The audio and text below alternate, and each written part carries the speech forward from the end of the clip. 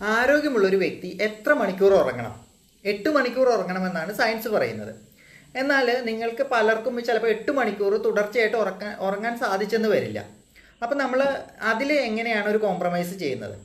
നമ്മൾ ശ്രദ്ധിക്കേണ്ടത്, ഈ ഉറക്കത്തിൻ്റെ കാര്യത്തിൽ ആളുകളെ 2 ടൈപ്പായിട്ട് തിരിച്ചിട്ടുണ്ട്. ലാർക്ക് ടൈപ്പും ഔൾ ടൈപ്പും. ലാർക്ക് ടൈപ്പ് എന്ന് പറഞ്ഞു കഴിഞ്ഞാൽ രാത്രി അവർ നേരത്തെ കിടക്കും, രാവിലെ അവർക്ക് നേരത്തെ എഴുന്നേൽക്കാൻ സാധിക്കും. എന്നാൽ ഔൾ ടൈപ്പ് എന്ന് പറയുന്ന ആളുകളാണെങ്കിൽ അവർക്ക് രാത്രി എത്ര വൈകി വേണേലും ഇരിക്കാൻ പറ്റും, പക്ഷേ രാവിലെ നേരത്തെ ഒട്ടും എഴുന്നേക്കാൻ പറ്റില്ല. അവർ രാവിലെ വൈകിയേ എഴുന്നേക്കുള്ളൂ. അപ്പോൾ നിങ്ങൾ ഏത് ടൈപ്പാണ് എന്ന് മനസ്സിലാക്കി ആ ടൈപ്പിൽ നിങ്ങൾ ഉറങ്ങാനായിട്ട് ശ്രമിക്കുക. ഇപ്പോൾ കുട്ടികളുടെ കാര്യത്തിലാണെങ്കിൽ അവർക്ക് പഠിക്കാനായിട്ട് ഏറ്റവും നല്ല സമയം ഏർലി മോർണിംഗ് ആണെന്ന് പറയാറുണ്ട്. കാരണം ഒരു ഉറക്കം കഴിഞ്ഞ് ഫ്രഷ് ആയിട്ടിരിക്കുന്ന സമയത്താണ് പഠിക്കാൻ നല്ലതെന്ന് പറയാറുണ്ട്.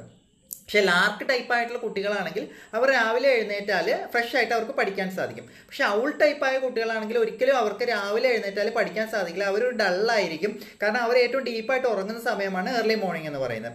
അപ്പോൾ ഔൾ ടൈപ്പാണ് കുട്ടികളെങ്കിൽ അവർക്ക് രാത്രി ഇരുന്ന് പഠിക്കുന്നതായിരിക്കും കൂടുതൽ നല്ലത്. അപ്പോൾ നിങ്ങൾ ഇതിൽ ഏത് ടൈപ്പാണെന്ന് മനസ്സിലാക്കി വേണം നിങ്ങളുടെ ആ ഉറക്കം ക്രമീകരിക്കേണ്ടത്. അതുപോലെ തന്നെ നിങ്ങൾ ആ ഉറങ്ങുമ്പോൾ ഒരു ആരോഗ്യമുള്ളൊരു വ്യക്തിയാണ് നിങ്ങളെങ്കിൽ ഒരു 6 മണിക്കൂറെങ്കിലും ഉറങ്ങാൻ ശ്രമിക്കുക. ഇനി എഴുന്നേറ്റ് കഴിഞ്ഞാൽ നിങ്ങൾ ഫ്രഷ് ആയോ എന്ന് എങ്ങനെ മനസ്സിലാക്കാം? നമ്മൾ രാവിലെ ഉറങ്ങി എഴുന്നേൽക്കുമ്പോൾ നമുക്ക് ഓക്കെ തൃപ്തിയായി, ഇന്നത്തെ ഉറക്കം സഫീഷ്യൻ്റായി, നമുക്ക് ക്ഷീണമൊന്നും തോന്നുന്നില്ല എന്ന് നമുക്ക് രാവിലെ തോന്നുകയാണെങ്കിൽ നമ്മുടെ ഉറക്കം സഫീഷ്യൻ്റായി. എന്നാൽ നമ്മൾ രാവിലെ എഴുന്നേൽക്കുമ്പോൾ ഒക്കെ ടൈമായി, നമുക്ക് ജോലിക്ക് പോകണം, അല്ലെങ്കിൽ ഇന്ന് കുറേ ജോലികളുണ്ട്, സ്കൂളിൽ പോകണം എന്നുള്ള തരത്തിൽ നമ്മളൊരു ഡള്ളായിട്ട് നമ്മൾ എഴുന്നേൽക്കുകയാണെങ്കിൽ നമ്മുടെ ഉറക്കം സഫീഷ്യൻ്റ് അല്ല എന്ന് മനസ്സിലാക്കണം.